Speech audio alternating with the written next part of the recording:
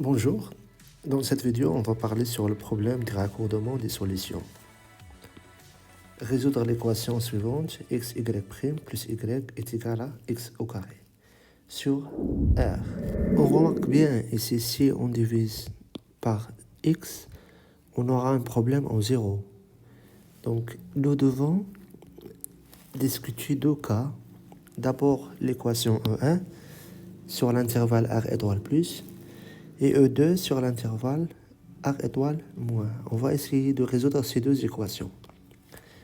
Après, on essaye de raccorder les solutions. C'est-à-dire, lorsqu'on trouve les solutions, on essaie, est-ce qu'on peut lier une solution d'ici avec une autre ici afin de construire une solution sur R. Et on va faire ça dans deux étapes.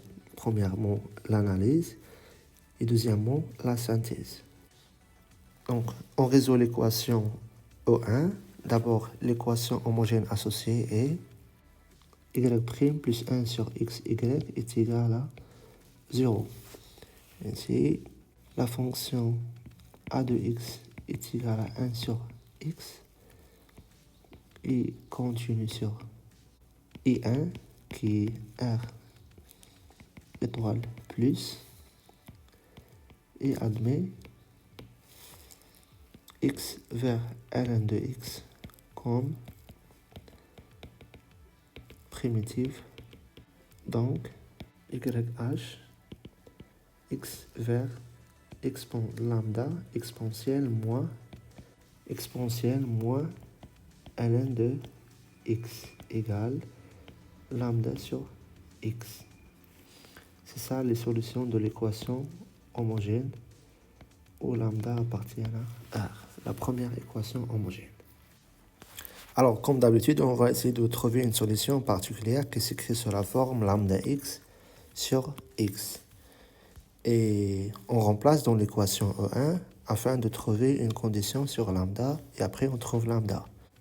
Si on remplace dans E1, ça c'est y' plus y sur x est égal, n'oubliez pas ici, c'est x au carré sur x. Ça fait x. Parfois, les étudiants oublient de diviser le second membre par le a qui est ici. Donc, on trouvera finalement que lambda prime de x est égal à x au carré. Et on prend lambda de x comme primitive de cette fonction qui est x au carré est égal à 1 tiers x à la puissance 3. Donc, on a trouvé lambda, c'est-à-dire on a trouvé la solution particulière qui est égale à lambda x sur x. Donc, ça fait 1 sur 3x au carré.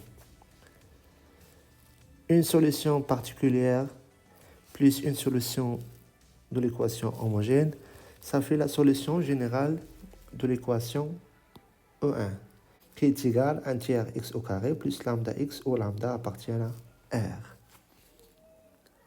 On procédera de la même façon pour l'équation E2. Donc, on résout cette équation-là sur I2, c'est-à-dire l'intervalle R étoile moins. Donc, on a la fonction 1 sur x continue sur R étoile moins et admis comme primitive la fonction ln, la valeur absolue de x, qui est égale à ln de moins x, parce que la valeur absolue de x est égale à moins x lorsque x est négative.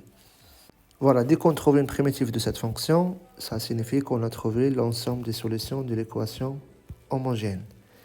C'est comme suivant, est égal lambda exponentielle moins la primitive qu'on a trouvée.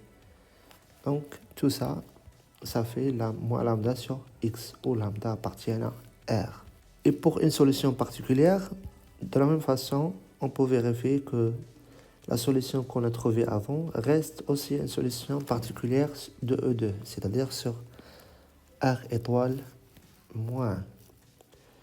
Ou bien on peut procéder de la même façon afin de le trouver. Maintenant, on peut déduire l'ensemble des solutions de l'équation E2.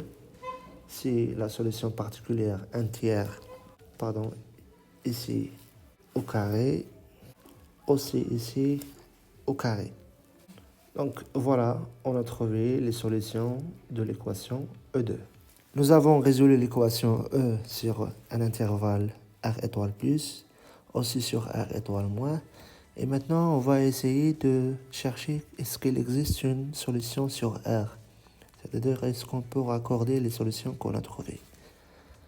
Donc, supposons, on va commencer par la première étape, l'analyse. On va supposer qu'il existe une solution y de E, une solution normalement d'une équation différentielle du premier ordre. C'est une fonction qui vérifie l'équation et qui doit être dérivable. Il ne faut pas oublier cette condition-là. Donc, alors, quel que soit x appartienne à R, x, y' plus y est égal à x au carré. Ça signifie que y vérifie l'équation E. Donc, en particulier, puisque cette solution vérifie ça pour tout x appartient à R, alors elle vérifie cette équation aussi pour x appartient à R moins et pour x appartient à R plus. Et donc, y est une solution de E1 parce qu'elle vérifie l'équation E1. Et on a vu que les solutions de E1, il existe lambda 1 appartient à R tel que y, la restriction de y sur I1, c'est-à-dire R étoile plus, est égal à 1 tiers x au carré lambda 1 sur x. Parce que les solutions de l'équation E1 s'écrivent sous cette forme. Et on a vu que la restriction de y sur I1 vérifie cette équation. De même, y vérifie l'équation sur I2, c'est-à-dire R étoile moins, donc est une solution de l'équation E2. Alors la restriction de y sur l'intervalle I2 s'écrit sous cette forme-là, 1 tiers x au carré moins lambda 2 x.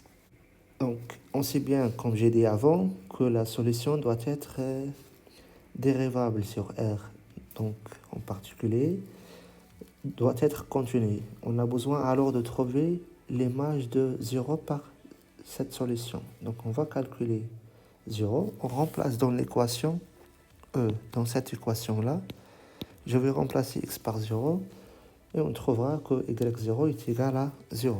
Alors nécessairement y0 est égal à 0. Et maintenant on va essayer de trouver des conditions sur lambda 1 et lambda 2. On sait que y est une solution de E, ça veut dire qu'il est dérivable sur R. Et en particulier, continue sur R, parce qu'une fonction est dérivable implique qu'elle est continue sur R. Donc, cette fonction continue en 0. Alors, la limite à droite de 0 de y de x est égale à y0, parce que nous avons dit que c'est continu. Et y0, on a trouvé que c'est 0. Ce qui équivaut à ce que cette limite-là est égale à 0. Or, on a 1 tiers x au carré, si on remplace par 0, ça fait 0. Et pour que lambda 1 sur x tende vers 0, nécessairement, lambda 1 doit être égal à 0. De même, c'est-à-dire on calcule la limite à gauche de 0, et on trouvera que lambda 2 doit être égal à 0. Donc, on a trouvé yx, la restriction sur I1, 1 tiers x au carré, parce que lambda 1 est égal à 0. Restriction sur I2 aussi est égal à 1 tiers x au carré. Ici, x égale à 0, on a trouvé 0. Tout ça, c'est la fonction 1 tiers x au carré. Voilà, on a trouvé, on a analysé, on a trouvé si y est une solution sur R, alors il ne peut être que 1 tiers x au carré. Maintenant, il faut le vérifier. C'est ça l'étape de la synthèse.